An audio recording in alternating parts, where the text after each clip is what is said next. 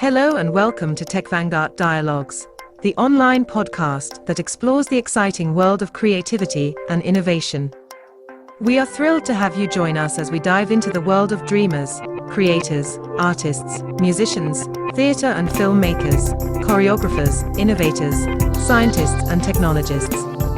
Our conversations take us on a journey from our planet and into the unknown, where we explore other dimensions. Each episode, we sit down with some of the brightest minds in their respective fields to discuss their work, passion, and vision. So, prepare to be inspired and explore with us the fascinating world of creative minds. What has digital fashion to do with citizens, borderless societies, or manifestos? TechvangArt's guest is the co-founder and CEO of the digital fashion brand NeTZeNS, Costantino Roselli. We discuss the future of fashion, the mix between virtual environments and AI, fashion co-creation projects, but also about AI stylists and the must-have digital fashion items. First of all, why did you choose digital fashion? I mean, you have obviously an interesting background. You worked in brand strategies, you worked in the luxury department, you were also editor-in-chief, former journalist. So why? What was the reason? First of all, I always consider myself as a storyteller, despite all my titles or any other things that I did. Everything we learn, actually, and everything that I learned, I used it as a tool in order to do what I like to do. And the jobs and the titles that I took them because they give me the stage that I can share beautiful stories with people and create stories with people. This is what I do, actually, and this is why I choose to work on fashion, and of course right now in digital fashion, because I believe that fashion is constantly changing and has a lot of things that I love on fashion. The first one is that I never see fashion as a garment only, as about the clothes, how we dress in our lives, and for the better or not. I choose fashion because creating a garment or choosing a garment to wear, you connect with your inner self, and you give an enhancement to your personal emotion. And that is a self-expression of small personalities that you have inside you, that you cannot put them out in a different way. So in digital fashion, I love technology for sure, and I believe in that technology is a projection of ourselves. We want to evolve, and this is what I like the most. So I believe that digital fashion is the future. And how did the idea of NeTZN came? So why NeTZNS? Definitely because I never thought to come with a name that about close to fashion brand or whatever. NeTZNS is more about a movement. NeTZNS means the citizens of internet. So building future societies means that you need to have habitats of those societies. So the habitants of the new societies couldn't be the old-fashioned people with the industrial culture. They should have the new culture, which is the metaverse one. And how you can call them NeTZNS, which means the citizens of the internet, because the foundation of what we live right now is the internet. Even if we live right now the Web3 or the metaverse, or call it however you want to call it, the red line between the old-fashioned culture, it sets when the internet. When I look at your website, and even by the name of your brand, I see like a statement. Fashion is fashion a manifesto. The manifesto is a fashion, and how it blends with all this storytelling. Fashion is always a manifesto because it has to do with the individual, first of all. It's not something that you created because of a company. It's more selfish. We live right now the era of creators, the era of individuals, because when the Web2 is arrived, the internet's arrived, and then we have social media. So what social media gave to us, it was amazing, but nobody understood it well, or they didn't want to understand it. So social media came and they said, right now, if you want to do whatever you want to do, you can do it. You don't need any permission. You don't need any authority to give you the permission, any committee. So that eliminates the intermediaries, the institution, the authorities. Unacceptable from industrialists that they want to control everything. But this has happened, and this is why they don't like influencers, and because they took their jobs, and they tried also to take them by themselves. So fashion, on the other hand, it fits with everything that it has to do with all of these things of individuals, self-expression, and in that way, it's a manifesto by itself. I mean. It's a self-expression. What we wear express our feelings, as I said. So in digital fashion, this is 100% accurate. And as we cannot only create fashion in a way that express what we want to say, but we can change and everything, because in digital fashion, in digital worlds, the fashion not only about what we wear and express out there, but it's also connect with the environment, and we can change it depending on what we want to show out there. As I used to say, is that in old-fashioned business model, your garment is hanging on a closet, waiting to make it to give it soul. But in digital fashion, your garment has already a soul. I like what you said, that in the digital world you can change your outfit instantly, depending also on your mood. So today I can wear black, and then I can wear dots and then stripes. So and I can change it like almost instantly if the technology evolves a little bit. But coming back a little bit to your manifesto, what inspired you? So what was the thinking behind it? What I was thinking is that I thought about me. I mean, the manifesto is my life. I was never fit in the norm. And when I was young and I was never fit on the norm, I thought that I have a problem, that something's going wrong with me. But as I was growing up, and the internet came to give us the ability to connect with everyone in the world, and we get ourselves out of our silo, and we had instantly connection with everybody around the world. I see that I'm not a weird, but there are a lot of people like me, and what I had, it was the normal, if I can say. It was okay that I question everyone. So the what if, it was something that I put it in manifesto also. The netizens that I describe a netizen, how a netizen could be in the manifesto, is cannot be someone that he is fit on the norm, and he doesn't need to answer to a question, doesn't need to answer the normal questions, let's say. It creates questions and try to solve problem, and without having any authority on their head, because one of my values is freedom. As I say to my team, I'm not sitting even remotely on the head of a table, but we have a round table. So everybody, even if it's not the CEO or in the board, has an opinion. We work with community as a business. This is how Manifesto came out. I mean, we are artists, we are strategists, we are technologists. We want to build a future world, and we never ask you to give us permission to do it. We just do it. Coming a little bit to the business part of NeTZeNS, many people are asking, is it profitable? This is like the general question, and more concretely, what is your business model and how you get revenues?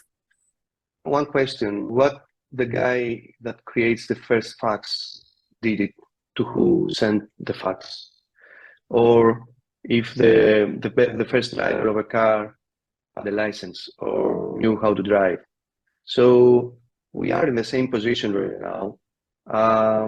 The fact that we didn't put the whole thing in regulations or whatever, you don't build first regulations, you build first the product, you build first the models, you build first the communities.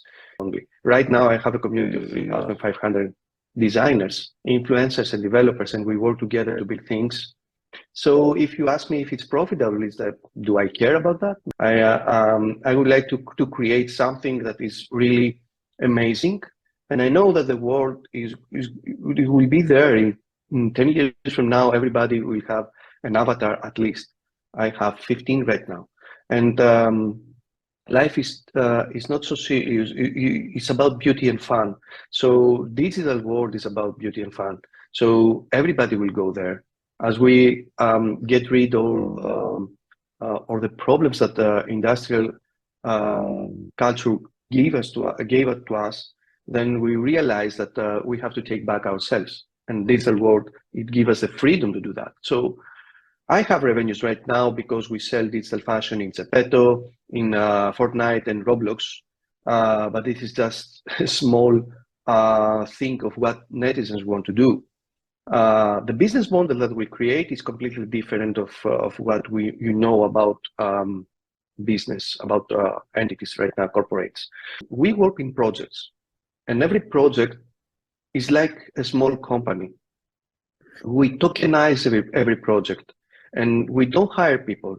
We don't make people slaves or a company. We work in community, with the community, for the community, which means that we go to the community and we say, okay, we have this project. Who wants to jump on it? We evaluate this project and we evaluate the profits of this project. But the profits will not have, are coming on 2 or 3 years from now, maybe. And the people, they have shares, tokens, like a shares. And we share all the shares equally. And we are not working like before. You have the brand and you have the consumers and you have a bridge between them. We tear down the bridge and we take the brand and we put it in consumers. And we make the consumers, which means the community, the first adopters, let's say, co-creators of us and partners to us. And we help them also to thrive. And this is the most important thing. Now I'm curious if you can tell what type of projects do you had with the community? We definitely work in AI project. We started working on this in 2020. We have projects like interoperability, ownership, focus on those 3 big projects. We have a project about the 3D world. We want to build a 3D world that it will work like a place that connect D2C without eliminating any intermediary. It's a place that the people, they will have fun, co-creation and everything. And because of this work, we will connect all other projects that we work in right now individually. I mean, the AI project, it will be there as a helpers. We will try to create a community, let's say, a nation in the cloud, in the 3D cloud, that people go there, have fun, have a great experience, trade, make their jobs there, make everything there. And when they disconnect, they can enjoy the physical world as it is, because we have a beautiful world. And because you talked about AI, how do you see the link between and the mixture between the AI and the digital virtual fashion? I don't understand why we have so much hype about AI. Those things are inevitable. I mean, we asked them 20 or 40 years before, and we work to make them happen. And it happens right now. So I don't understand the surprise of the people. Oh, AI is coming. Oh, we're going to lose the job or whatever. But that was the point, to lose our jobs, because we create things that make our life easier and better place and everything. AI will do the same to us, and we should work with many, many things. What we see right now is a glimpse of an eye of what is coming. And the metaverse, for example, is not what you see right now. It's just, this is a joke, what we have right now. We do tests right now. So the companies that create AI, we put them out there to the people just to test them. And we see how we will develop more and more things about what we have. So, of course, for fashion, it will be also a great combination, because it will work like music industry. We had first the Napster, and we killed the Napster, and then iTunes came, and everybody is working differently. And right now, if you want, and we have also Spotify. We can take a MacBook and just a microphone or any instrument, and we can write music in our living room, and then we can upload it to iTunes or whenever we want. Today we have more music, more musicians, and we have fantastic time with our friends. But the only the only impacted, the only industry that impacted about that, it was the record labels being posted completely. So it will happen the same here. The organizations and the institutions of fashion, they will lose everything that they have. AI will gonna impact fashion as Spotify and iTunes impacted music. It will be, and we will have more creativity, we will have more fashion, we will have more customers, more consumers. So be sure that only the organizations of the system will be impacted about that. When everything with digital fashion started, it was like the first adopters, I would say, that were the gamers and the gaming community. But as we are evolving more in the 3D, to live in the 3D spaces, it will be clear that some people will prefer to have outfit more like haute couture, like in the real world, others not. But besides that, do you see like other use cases for digital fashion, or how do you see the potential to develop? Moving in digital fashion in the metaverse, let's say, the terminology will change, the definitions will change. I mean, we don't have haute couture because as we have it outside of digital world. Because right now, if you go, for example, to Zepeto, you can buy with 60 euros the whole collection of Gucci. So it doesn't have the same impact. I mean, it's not the price that makes it exclusivity, because you don't use exclusive materials, you don't have exclusive sewers or whatever, but you have creativity. And then AI came, and then creativity in this way is going not in the same way. So it's completely different of how we have to define luxury, how we define fashion, haute couture, and everything inside of the metaverse. The gamers are the early adapters, actually, but are not necessarily connect with fashion. So in the metaverse, in the way that we have it in the physical world, so what happened in the metaverse? What happened inside of the digital world? How the people, they use their avatars, how the people, they use the fashion, how the people, they use it. Everything is connected with two words: storytelling, gamification. If you don't have a curiosity of moving there, which comes with a story, if you don't have a purpose, if you don't want to be a hero on something, why to jump on the digital world? Because right now we do whatever we want in Streamline, but the business doesn't have the same role when you have the Web3, when you have the metaverse. Otherwise, you don't need it. It's about to have an immersive experience instead of interactive experience. People, get ready that the people will live the experience before they share it.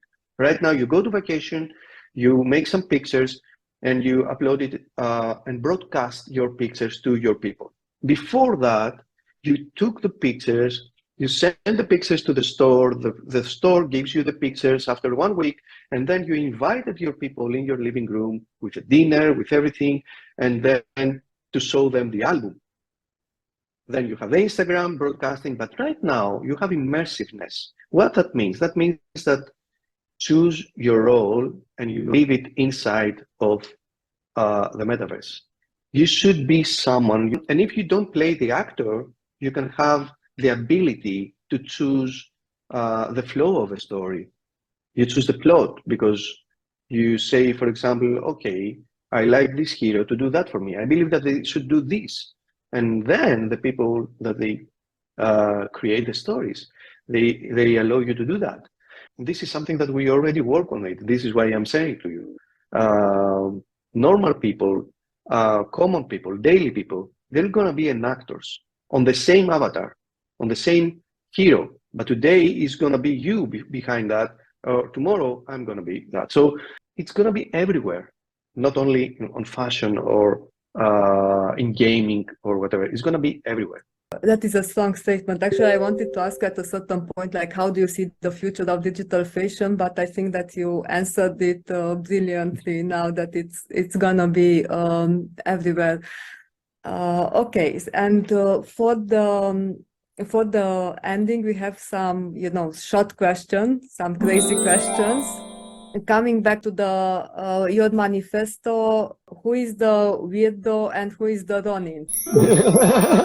Yeah, I am both. I'm Guido and I'm Ronin. I decided to become Ronin in 2013, and I actually was a golden boy. I had a very great position, whatever. Then I jumped out of the train, as I said, and becoming Ronin, a warrior without a king, trying to find my own tribe. And I am Guido because I was created in 2015. I was created the We Are Authentic People, a company, a digital branding company. It was the first time that I used avatars for personas that they collaborate with people in terms of with your social media manager, for example, and I presented an avatar. But behind that, it was not only one person, but a lot. The must-have digital fashion or accessory that we will all have it. Actually, there's not only one, because are those that see the emotions and all of your identities or the roles that you have in your head. And the future of AI stylists. The future of AI stylists and digital fashion is they will be the new influencers. The new Influencers. The new influencers. The book that you would say it's a must read. Two books are define me as a personality in my business and everything. The one is The Icarus Deception from Seth Godin. Let's suppose that the world is collapsing and everything is going down and we are like living in the total dystopia, but you have the possibility to run away and to take 3 objects with you. What would you take? Escape to the Unforbidden Planet. This might be something like that. I'm thinking right now that I would say the one thing, it would be a pencil and the papers, just to write down things and everything. The other one could be seeds from a tree, Okay. and a little bit of water to put for the seeds, not for me. So that will create food and maybe a new life. And the other one is to write down my thoughts and everything that I have to see there, or I have for this world, something like that. I don't know. What is the worst digital outfit that you have seen? Let's define worst. I will tell you a story. Vogue select one of the 15 photos that Mario Testino put in front of them, and they select only one for cover of Vogue magazine. But Mario Testino said that okay, they choose the worst photo that I like least, let's say, and that was Vogue cover. So for Mario Testino was the worst, for Vogue it was the best, and for us it's the best because it's Mario Testino. So depending of how you see the worst, so I don't believe that the ugly outfits or something like that. I just believe that there are just creations and works that should be done as a stepping stones to lead you where you are right now as a creator. So you need to create not so good, let's say, digital fashion, because you start and you put it out there and you need to criticize. Don't be afraid to do that. Sit and deliver whatever you want, because when somebody says that this is not so good, you say, okay, I can hear you, I accept it, I will come back with something better. Because this is the most important thing, to always come back with something better, not for them, but for you firstly, and for the community that want to serve. Not for the masses, for the community that you serve. This is the point.